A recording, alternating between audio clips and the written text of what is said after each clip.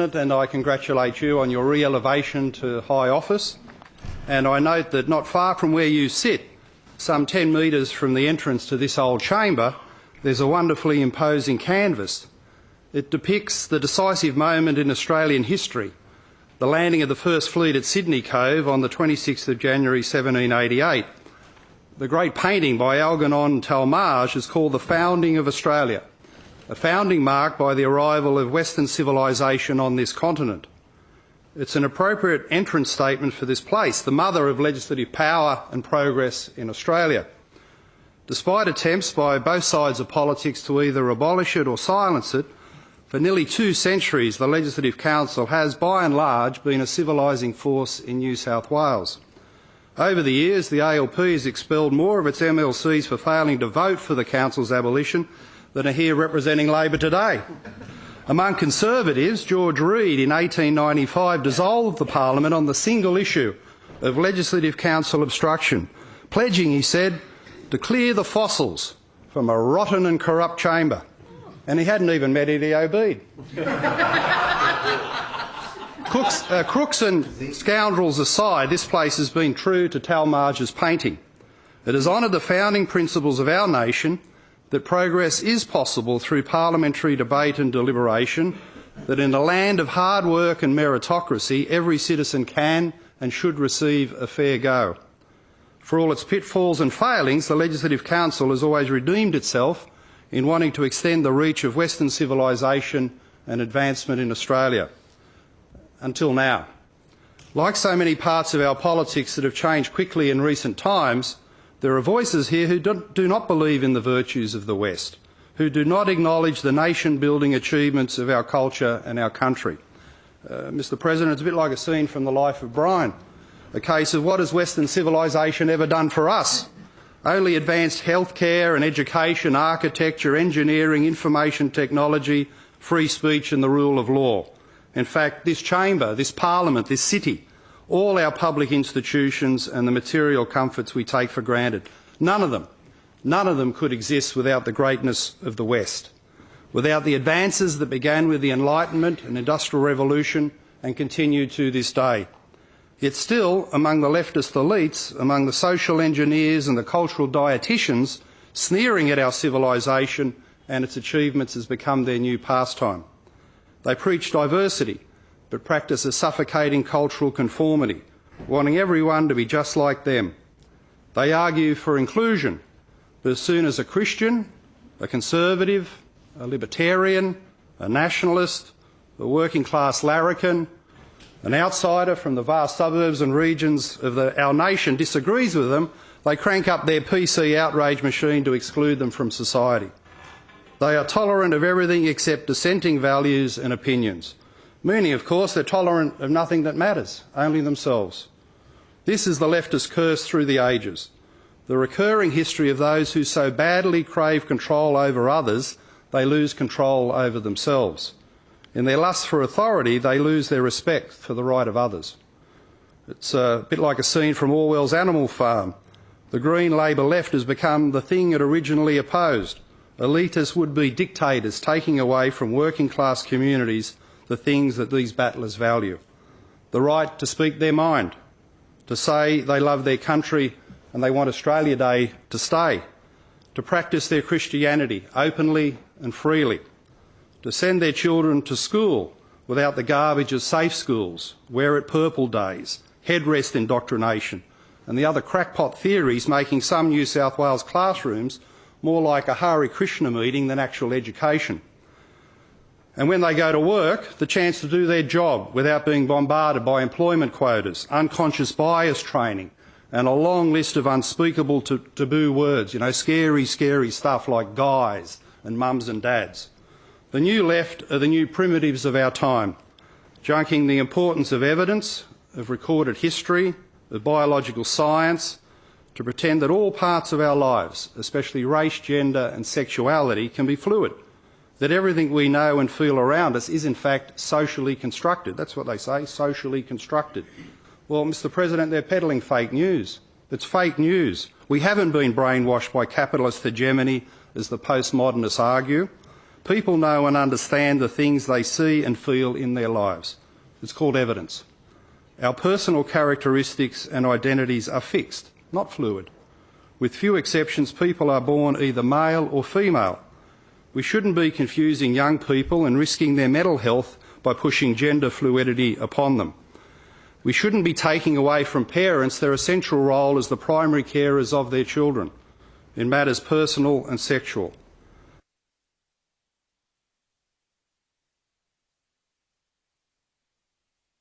We shouldn't be changing the purpose of our education system, transforming schools from places of skill and academic attainment into gender fluidity factories. Most of all, Mr President, we shouldn't be losing sight of the interests of mainstream majority Australia. In the last national census, for instance, 1,300 Australians identified as transgender. But to listen to the political and media coverage of this issue, you'd have to think there were 13 million.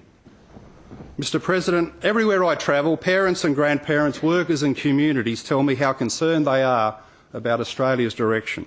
They ask me, what's happened to our country? Where has this nonsense come from? And the answer is clear. The leftist project then and now is about control. Having, with the fall of the Berlin Wall, lost the struggle for economic control, the left got smarter. It shifted from the Cold War to a culture war. It moved from pursuing economic Marxism to pushing cultural Marxism. Instead of trying to socialise the means of production, it's now trying to socialise the means of individual expression and belief, our language, our values, our behaviour. Instead of seeking revolution at the top of government, it's marched instead through our institutions, a tactic that's harder to combat. The elites have been remarkably successful in this cultural invasion. Our abiding national traditions of free speech, merit selection, resilience and love of country are being lost, not just in the public sector, in schools, universities, public broadcasters, major political parties and government departments, but also in large parts of corporate Australia and the commercial media.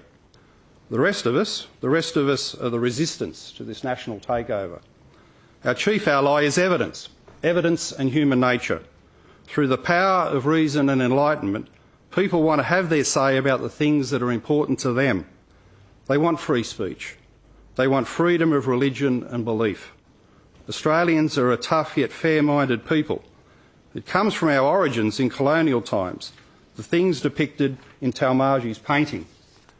The Australian story in settling a harsh and sometimes hostile continent on the other side of the world is one of the most remarkable in human history. Leaders like Arthur Phillip and Lachlan Macquarie, in little more than a generation, turned a penal colony into a civilisation, building what has now become the best nation on earth. It was achieved through resilience and mateship, the Australian habit of toughing it out and treating others as equals. Jack is as good as his master. It's in our nation to treat people as we find them, to judge them on individual merit, their work ethic, their community contribution. This is what makes identity politics, subdividing our people on the basis of race, gender and sexuality, so foreign to the Australian way.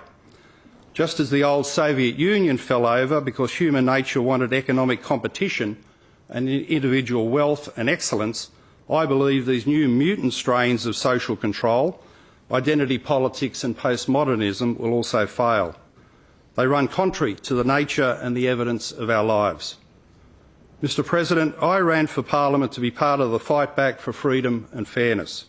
One Nation in New South Wales took 34 detailed policies to the election, including a package for human rights reform. We believe New South Wales needs new laws protecting freedom of speech, especially on university campuses where so much of academic and student freedom has been lost. Sometimes we laugh at the absurdity of political correctness, but at its core it's an insidious movement, a handbrake on liberty. If you control someone's language, you control a big part of their lives, how they interact with others, how they communicate in society, how they have a sense of belonging. Like every other Australian, I own my own words. I know what they mean. Like so many Australians, I refuse to allow my words to be controlled by strangers, by the elites with their confected outrage and PC censorship. In truth, in our society, offence is taken, not given. It's a personal choice based on assumptions about what someone meant by their words. Yet the only person speaking those words truly knows what was meant. As the great John Cleese has pointed out, telling a joke about someone doesn't mean we hate them. In fact, we love the people we joke about. We love the Irish, the blondes, the gays, everyone, as they've helped to bring humour and joy into our lives. The other problem with political correctness is in knowing what's genuine and what's not. So much of the offenderati, the outrage industry, involves the fabrication of offence, saying that their feelings have been hurt solely for the reason of closing down their political opponents. PC is riddled with these internal contradictions. Let me give an example from this Parliament. Labor MPs are not allowed to say two words, white flight, even though they're a truthful expression of what's happening in Western Sydney, having been identified by Luke Foley. It's a sad day for democracy when MPs can't talk about the evidence in their electorates. Then last year in the Blue Mountains, when Michael Daly launched a wrong-headed attack on Asians with PhDs, the two Labor MPs in the room stood mute. So the Labor leader who had it right, Foley, his words can't be repeated, while the one who had it wrong went unchecked for months on end. Go figure. Go figure the logic of that. New South Wales needs freedom of speech laws even for its own MPs, and also new laws for the protection of religious freedom. Mr President, as I'm sure you appreciate, many migrants came to Australia to escape religious persecution. Now they're saying the problems in their home country have followed them here. I'm not a Christian, but I recognise the vital contribution of Christianity to our civilisation. Its vast social and charitable work, its teaching of right and wrong in civil society. Mr President, I stand with Israel Folau. In his own private time, away from his job playing football, he's a preacher at his community church, and naturally he quotes the Bible. Why wouldn't he? He quotes the Bible. He believes, as millions of people have believed for thousands of years, that sinners go to hell. As per his valid religious faith, he loves the sinner but condemns the sin. Yet for his beliefs, his Christianity, he's now not allowed to play rugby, to chase the pigskin around the park.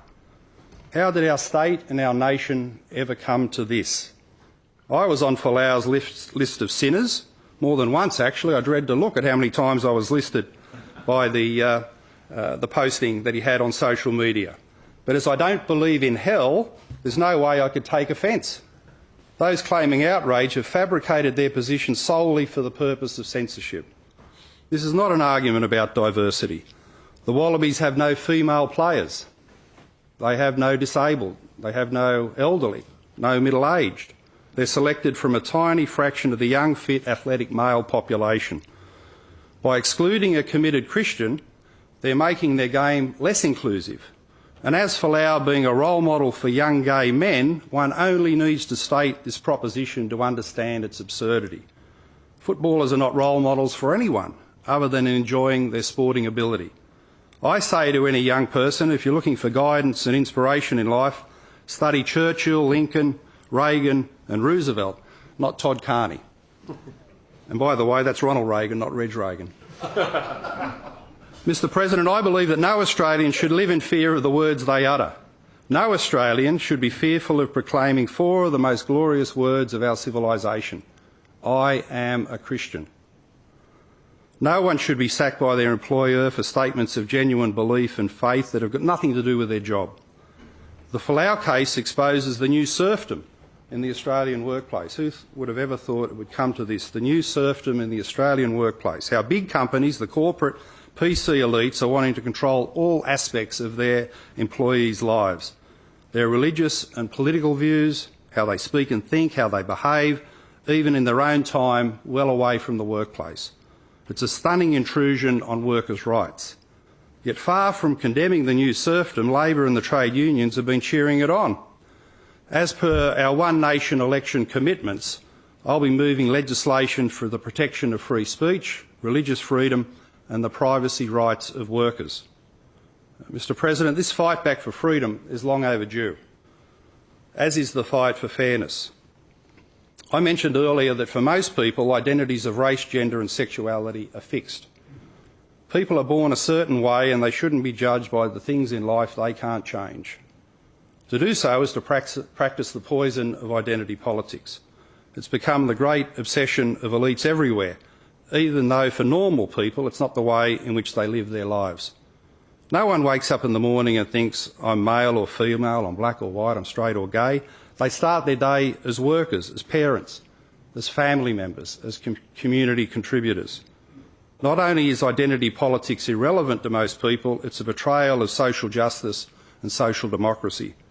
In the 80s and 90s, we were told to look through a person's race, gender and sexuality. These things were said to be irrelevant to a person's character, their work ethic, the way in which they care about others. There was no need to lump them into broad, unrepresentative categories based on the primitive notion of how they look. Now, when I was first elected to the federal parliament in 1994, if you'd asked me who typically was the neediest person in my electorate, the one I was trying to help as a Labor MP, I would have said a white working class man living in one of Campbelldown's public housing estates who'd been restructured out of manufacturing work in the 80s and now face the indignity of long-term unemployment and welfare dependency. How silly of me. How little did I know. I'm now told he was an example of white male privilege, that the bum out of his pants was actually a rainbow shot up his backside. Mr. President, international studies have shown that Australia is one of the most racially tolerant and fairest nations on earth. Through equal pay and employment opportunity laws, we've also achieved large slabs of gender equality. Australia now has more female than male university graduates, lawyers, GP doctors, vets, teachers, office managers and public servants. When the Prime Minister's Department tested for evidence of unconscious bias in its 2017 beta study of workplace recruitment practices, it found that the only type of bias was against white men. Women, ethnic groups and Aborigines enjoyed favouritism in the workplace. This is the truth about Australia and the fair-mindedness of our people. Mr. President, identity politics is a zero-sum game. It uses employment quotas and other forms of institutionalised bias to favour one hand-picked identity grouping over another, regardless of personal need.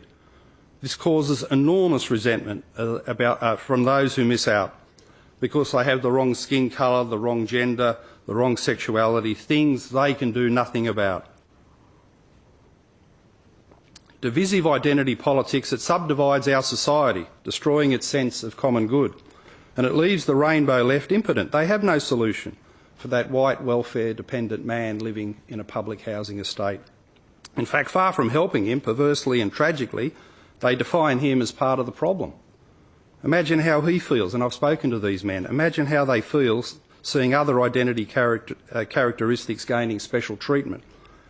Mr. President, I've studied these things all my adult life, and I come to this chamber convinced there's only one way of running a fair society, and that's through merit.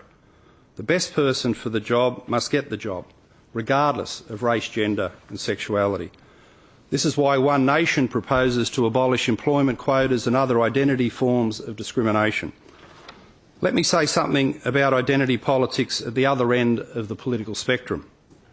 When Pauline Hanson approached me to run for One Nation, I insisted on all discriminatory clauses and policies being purged from the party's platform. When this happened, we were able to campaign as a pro-merit, anti-discrimination party in the New South Wales election. I'm particularly pleased that the party ran its first Islamic candidate, Emma Eros, in the seat of Hornsby, and Emma is with us today in the public gallery. In the social media storm that followed, some anti-Islamic fundamentalists told me they couldn't vote for us as long as a Muslim was representing One Nation. Privately, I thought, so be it. I oppose discrimination in all its forms, whether it's the new anti-white racism of the left or the flawed belief of some that all Muslims are evil, inspired by the Quran to cut our throats when the caliphate is called. Islam, like all religions, is diverse in its range and intensity of belief. It gains more public attention because at one extreme, when it's bad, it's barbaric, with the horror of radical Islamic terrorism. At the other extreme, it has some great people, such as the Indian Fijian community in southwest Sydney. Kicked out of India for being Muslim, then kicked out of Fiji for working too hard, they've come to Australia and set up businesses with a strong work and study ethic. I know several of these families and I'm proud to call them friends, as I am for Emma Eros. As a party, One Nation can't go around calling on migrants to integrate, yet not support someone like Emma, who has. A licensed plumber and businesswoman, she talks Western, dresses Western and works hard in Western style, yet also practices a moderate conservative strand of Islam. She's a wonderful example of what multiculturalism should be, a seamless blend of the best of our country and her traditional beliefs. So, Mr. President, whether we're talking about the extreme left or extreme right of politics, the challenge, indeed a work in perpetuity, is to overcome ignorance, for people to cross racial and religious boundaries, to get to know each other, building a more trusting and cohesive society.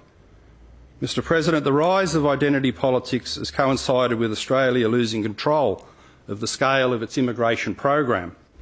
Governments seem to think we owe the rest of the world easy entry into our country, when in fact immigration policy should be framed for the benefit of the people who live here now. Big Australia immigration has flooded the labour market, holding down wages. It's also flooded the housing market, driving up demand and prices. It's fuelling Sydney's congestion and overdevelopment crisis. This city cannot continue to grow at 100,000 per annum, at a severe cost to the environment and residential lifestyle.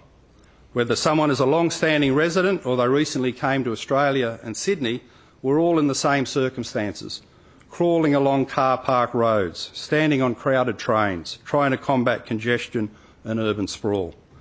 For a government struggling to build a couple of tram tracks down the main street, the promise of better planning, I've got to say, I find it to be a hoax. And we know this problem well in Western Sydney. For 40 years in different capacities, I've been arguing that jobs and services need to come to our region before the people do. It's the reason I got into politics in the first place. If anything, in this era of high immigration, the problem is getting worse. None of the lessons of the 70s and 80s have been learned. Look at the proposed aerotropolis surrounding the Badgerys Creek Airport site. The government talks about it like it's a cross between Silicon Valley and Disneyland, but it's looming as just another excuse for urban sprawl and underservicing. The government says it's building a new city the size of Adelaide with 1.3 million people, yet remarkably, there are no plans for a new public hospital at the aerotropolis, only a so-called integrated health facility servicing less than 20% of the proposed population. Adelaide has 4 public hospitals, the aerotropolis none. I say to the government, fix this problem. It's a huge priority for One Nation. You're creating the youth capital of Australia between Penrith and Camden that needs not only a new public hospital but a specialist children's hospital to cope with rapid population growth. Mr. President, earlier I asked where the attacks on our country and our civilisation are coming from. And here's the problem. I'm not just talking about the usual suspects from the Green Labor left. I'm talking about Liberal and National parties that have been paralysed on these issues, that haven't stood up for freedom of speech, freedom of religion and meritocracy. Specifically in this place, I'm talking about a coalition government that tried to abolish greyhound racing in New South Wales, surrendering to a belief that animal rights are more important than human rights. I'm talking about a national party that under Minister Adrian Piccoli allowed the monstrosity of postmodernism, of fluidity theory to run through the New South Wales school curriculum. The Nationals used to believe in the basics of school education. Sure, they're still committed to young people learning the alphabet, but it's the LGBTQIWTF version. The rot set in under Piccoli, who amazingly became a mouthpiece for the Teachers' Federation. He broke the golden rule of sound education policy in this state. When the Teachers' Federation says something needs to be done, do the opposite. Through a loss of academic standards, testing and grading, New South Wales school results are going backwards compared to other states and other countries.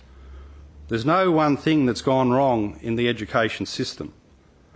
What we're experiencing is system failure, multiple problems feeding off each other, a downward spiral in standards and outcomes.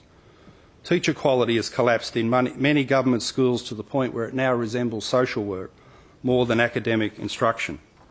The curriculum has been infested with ideological content, with high school English becoming a tutorial in identity politics.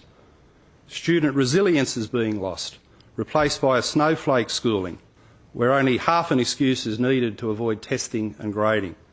Useless fads like growth mindset, soft skills and progression points are also clogging up the classroom.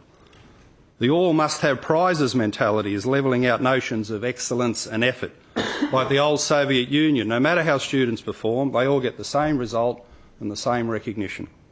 In disadvantaged communities, a welfare school model has emerged, whereby teachers pursue pastoral care and student happiness as their primary goals rather than results and career paths. And this welfare school model is a curse on opportunity and access to a better life for so many children in disadvantaged communities.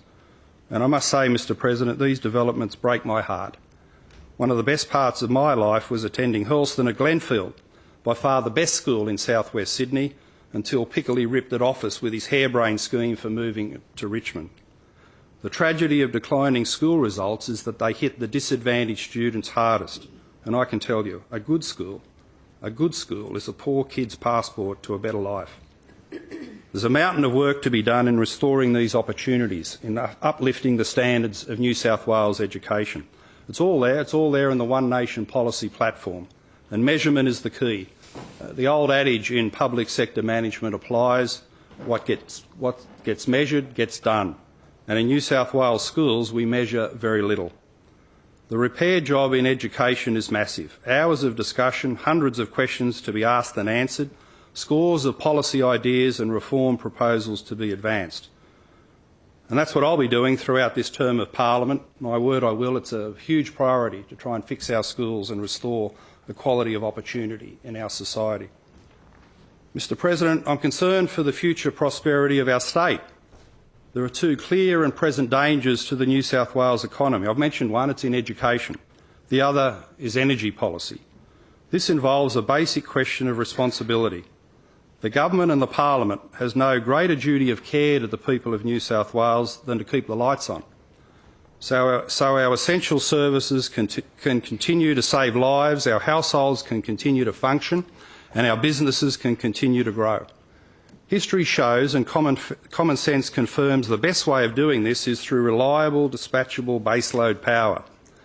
To build the system on top of strong foundations of full-time, 24/7 power generation, on top of which intermittent part-time sources can then play a role. When the peak demand hits, invariably in summer, and accidents hit the system, again in summer, around-the-clock baseload power is our best insurance policy against blackouts. The two ways of achieving this are through nuclear power and/or coal-fire stations. Yet across the country, nuclear is banned while coal is being run out of the market through the subsidies, targets and special deals being offered to renewable energy.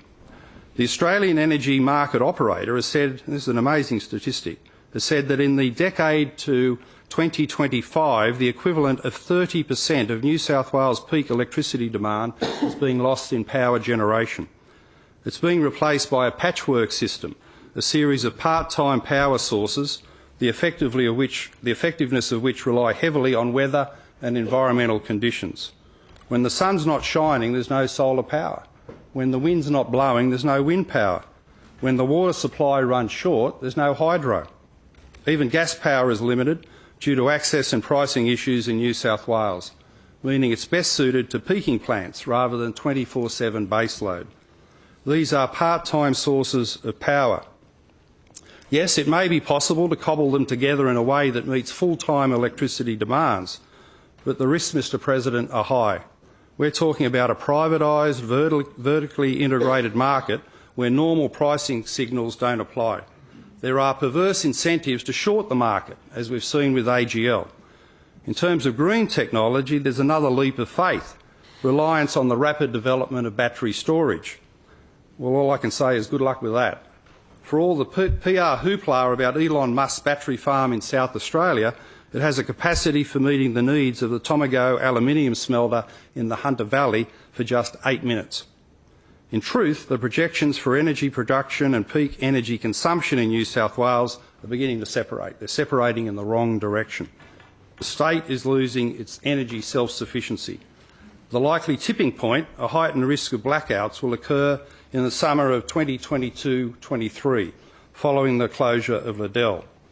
As a parliament, as representatives, our responsibility, our duty of care to the people of New South Wales is to make provision now, right now, for this contingency. We have to stop sleepwalking into disaster. Now, Mr President, I'm not a climate denier. I respect all forms of science. But just as much, I don't believe in running public policy through the work of zealots. And that's what renewables have become. A new pagan religion whereby the Green Left wants to hand over human control of our energy grid to the vagaries of weather through wind and sun worship. We're being asked to change by relying on the weather. And that's a high-risk, contradictory way of planning for the needs of a modern economy. Now, I say there is a place for renewables in the system, but it must be supplementary to baseload power, not the other way around. Currently, the Federal Labor Shadow Minister for Energy, Mark Butler, is promising the Australian people a new era of dispatchable renewable energy. Just remember those three words, dispatchable renewable energy. Yet when the wind's not blowing and the sun's not shining, there's nothing to dispatch. Butler will end up being the Minister for blackouts. And Mr President, our Asian economic competitors must be laughing their heads off. Australia is the world's most resource-rich nation, yet we have some of the world's highest electricity prices, and we're shedding generation capacity that would otherwise sustain 30% of public demand during the hot summers of the nation's largest state. New South Wales, in truth, should be a global energy superpower with abundant nuclear, coal-fired gas and renewable energy. So how can this goal be achieved? I have confidence in the new Energy Minister, Matt Keane. Under his policy leadership, it would be wise for the government to pivot away from the renewables fetish and emphasise the importance of energy security and affordability. One nation in this chamber offers its cooperation in implementing 6 vital changes. The first, upgrading the capacity of our interstate connectors, especially into coal-rich Queensland. Secondly, bundling up the state's electricity consumption, the state government's electricity consumption and contracts, putting them in one supply contract to be tendered out exclusively for additional coal-fired power. Abolishing all target subsidies and special deals for renewables, levelling the playing field on the production side of the market. A fourth reform is to abolish the government's climate change fund, which has become a slush fund for projects unrelated to climate change. This would cut electricity prices for households and businesses.